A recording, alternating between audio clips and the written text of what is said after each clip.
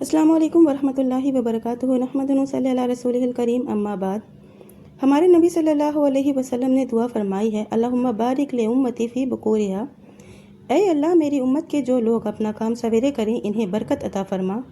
इस हदीस में उम्मत मुसल्लमा को इस बात की रहनुमाई की गई है कि मोमिन जो उम्मत का एक फ़र्द है, अगर वो अपना काम सुबह सवेरे करता है तो उसको बरकत होगी, अगर देर में उठता है और देर में करता है तो अल्लाह की बरकत से महरूम होगा। अल्लाह के रसूल सल्लल्लाहु अलैहि वसल्लम के सहाबी ज़ुखर गामदी रज़ी अल्लाह अन्हु इस हदीस के रावी हैं, जो एक बड़े ताजिर थे। वो तिजारत के लिए निकलते या किसी को भेजते तो सवेरे भेजते, और इस हदीस पर अमल करने की बरकत इन्हें इस तरह हासिल हुई कि वो बहुत मालदार हो गए।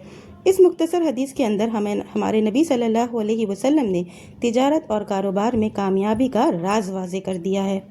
अल्लाह की बरकत एक बड़ी जामे और माना खेज चीज़ है। अल्लाह की बरकत के बगैर कोई शख्स अपने किसी काम का कामयाबी हासिल नहीं कर सकता। हर शख्स अपने करबो जवार में इसका मुशाहिदा कर सकता है। कितने ऐसे लोग हैं जिनकी आमदनी, कारोबार और कमाई देखने में बहुत ज़्यादा मालूम होती है, लेकिन हमेशा मकरूज़ और परेशान हाल रहते हैं।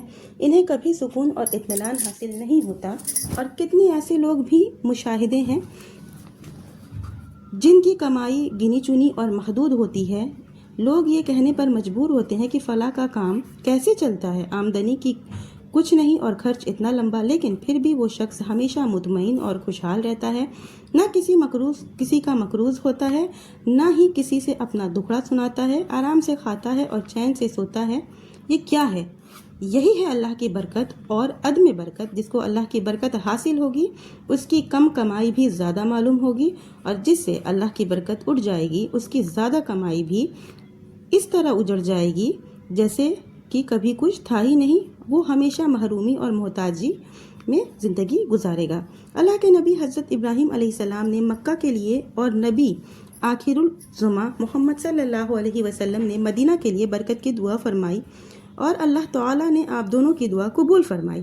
आप हज में देखते हैं कि मक्का और मदीना में पैदावार ना होने के बावजूद दुनिया की हर नेमत कशीद होकर इन दोनों मकामात पर पहुंचती है, और न सिर्फ पहुंचती है बल्कि जो सबसे अच्छी और सबसे बेहतर क्वालिटी होती है वो पहुंचती है, और इतनी ज़्यादा मिकदार में पहुंचती है कि दूसरी जगहों के मुकाबले में सस्ती होती है, और कभी अशिया की किल्लत, कभी चीज़ों की किल्लत नहीं होती। फल्हम्दुलिल्लाह अला ज़ालिक। ये क्या है? ये अल्लाह की बरकत का करिश्मा है।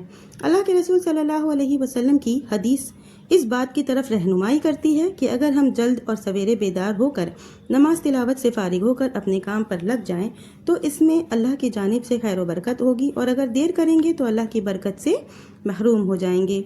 अब इस बरकत के हुसूल की अगर हमें तड़प होगी तो हम सवेरे उठेंगे, जमात से फजर की नमाज अदा करेंगे, कुरान पाक की तिलावत करेंगे और नाश्ते के बाद सुबह सवेरे अपने काम पर लग जाएंगे ताकि अल्लाह की बरकत हमें हासिल हो सके। लेकिन बाज़ घरों में, बल्कि अक्सर घरों में ये मुशाहिदा किया जाता है कि घर के छोटे बड़े दिन निकलने तक सोते रहते हैं और नमाज से मतलब न तिलावत की फ़िक्र। सूरज निकलने के बाद 8 बजे सोकर उठेंगे, ज़रूरियात और नाश्ता से फारिग होने तक 9-10 बज गए, इसके बाद अपना काम पर जाएंगे। इसका नतीजा ये होगा कि आमदनी और कमाई ज़्यादा होने के बावजूद बरकत ख़त्म हो जाएगी और आदमी ज़्यादा कमा कर भी हमेशा परेशान हाल रहेगा।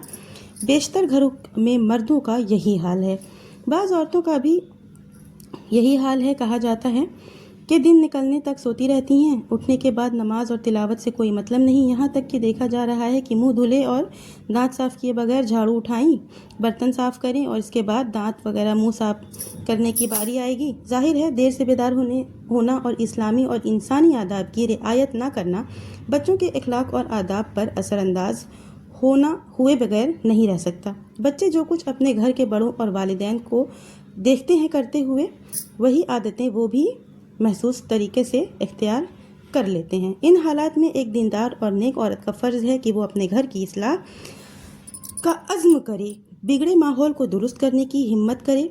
इसकी फितरत सुलैमा से आवाज़ देती है।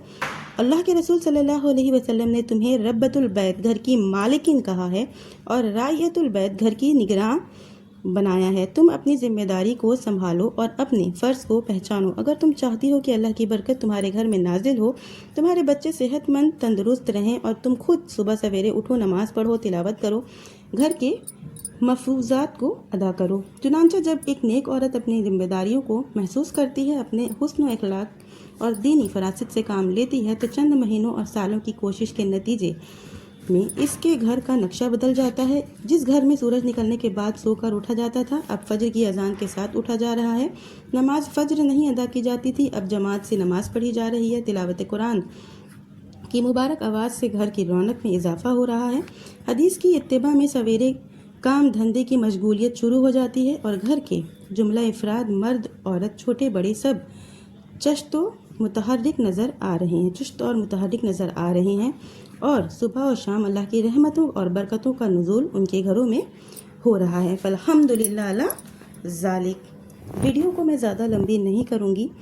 آپ کو ویڈیو کیسے لگی مجھے کمنٹ میں ضرور بتائیے گا۔ آخر میں اللہ تعالیٰ سے دعا ہے کہ اللہ تعالیٰ ہم تمام مومن مسلمانوں کو زیادہ سے زیادہ نیک عمل کرنے کی توفیق دے، آمین۔